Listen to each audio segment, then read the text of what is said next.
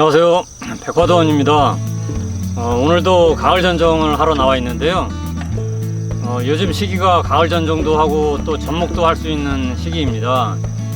그래서 예전에 제가 가지고 있던 궁금증에 대한 이야기를 해보려고 합니다. 여러분들도 과수 재배를 하시다 보면 궁금증이 많이 생기시죠? 오늘은 그 중에서 접목을 했을 때 왜 나무에 열매 맺는 시기가 앞당겨지는지에 대한 내용으로 말씀을 드리겠습니다. 접목을 하면 나무의 결과 시기를 당길 수가 있습니다. 과수 재배를 하시는 분들이라면 누구나 다 아는 사실이죠.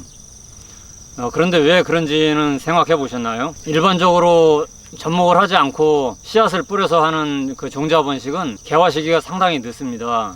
나무가 꽃을 피울 수 있는 능력을 갖추기 전까지 기간을 나무의 유년기 또는 그 유형기라고 합니다. 나무의 씨앗이 발화 후에 일정한 기간이 지날 때까지는 그 영양생장만을 계속합니다. 그리고 일정한 시점이 되면 열매를 맺는 생식생장기로 넘어가는데 이때까지 기간이 수종마다 다릅니다. 나무의 유년기는 보통 그 나무가 자라서 죽을 때까지 수령이 약 5%쯤 되는 기간으로 봅니다. 예를 들어서 100년을 사는 나무라면 한 5년쯤 지나야 꽃을 피우고 한 200년쯤 사는 나무는 한 10년쯤 지나야 꽃을 피웁니다. 물론 환경이나 수종 자체에 따라서 예외도 많이 있습니다. 예를 들어서 소나무는 보통 한 500년 이상 살죠. 말씀드린 대로라면 25년쯤 지나야 솔방울이 달리지만 5년생 정도면 솔방울이 달립니다. 그리고 복숭아 나무는 3년, 그리고 감나무는 한 8년쯤 지나면 열매를 맺습니다. 또 유년기가 긴 나무 중에서 유럽의 너도밤나무 같은 경우에는 한 40년 정도가 지나야 첫 열매를 맺는다고 합니다. 우리가 이렇게 오랫동안 결과 시기를 기다리면서 과수 재배를 하라고 하면 아마 할 사람이 아무도 없겠죠. 그런데 접목을 하면 그 당해부터 또는 2년 후부터 열매를 맺습니다.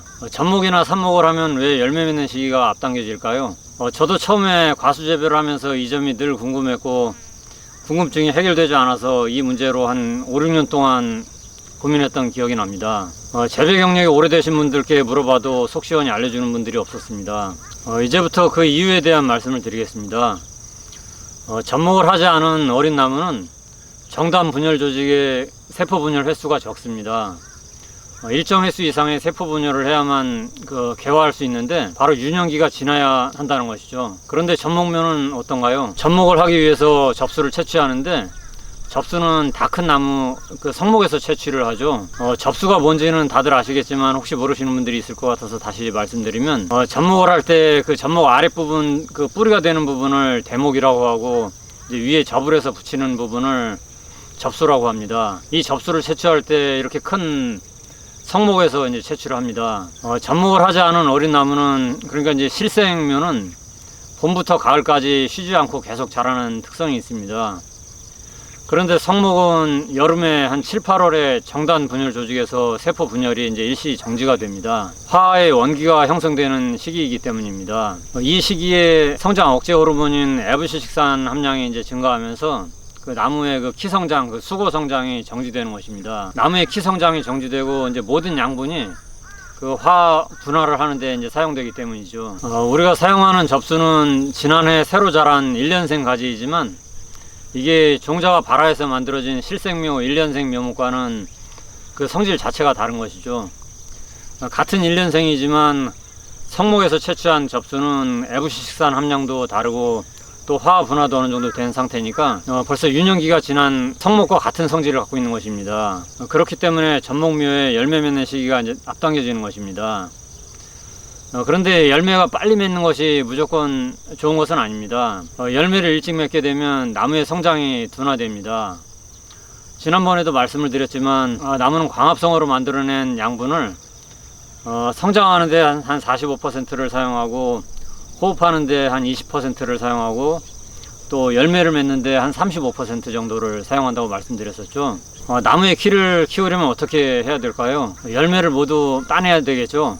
열매를 따서 버리면 열매로 갈 양분 35%만큼으로 나무를 더 키울 수 있으니까요. 그러니까 새로 나무를 심으시는 분들은 너무 일찍부터 수확하려고 어린 나무에서 과일을 많이 달게 되면 장기적으로는 더 큰 손해를 보게 되는 것입니다. 그래서 1년생 묘목에 달리는 꽃과 과일은 무조건 따내는 게 좋고요. 당연히 열매가 맺기 전에 꽃몽울일 때 제거를 해주시면 더 좋습니다. 자연에서는 특별한 이유가 없는 한 해거리 현상이 매년 나타납니다. 해거리는 경련 결실을 말합니다. 그러니까 한 해는 열매가 엄청나게 많이 달리고 다음 해에는 수량이 형편없이 달리는 것을 해거리라고 하는데요. 도토리나 밤나무 같은 걸 생각하시면 쉽게 이해가 가실 겁니다. 열매가 많이 달린 해에는 과실적으로 양분을 지나치게 빼앗기기 때문에 수세가 약해져서 다음 해에는 수세 회복을 위해서 나무가 열매를 덜 생산하고 나무를 키우는 데 집중하게 되는데 그 해에는 열매가 형편없이 달리게 됩니다. 그리고 그 다음 해에는 회복된 수세로 인해서 또 이제 풍년이 들고 이런 식으로 해마다 풍년과 흉년이 이제 교대로 나타나게 됩니다. 그러니까 결실량을 조절하는 것이 수세 조절을 하는데 아주 중요한 역할을 한다는 것을 말씀드리기 위해서 이야기가 좀 엉뚱한 방향까지 이제 오게 됐는데요. 요즘 시기에 꼭 해줘야 할 가을 전정 잘 하시고 시간이 되시면 눈접도 이 시기에 할 수 있으니까 꼭 해보시기 바랍니다. 그럼 오늘 영상은 이것으로 마치겠습니다. 감사합니다.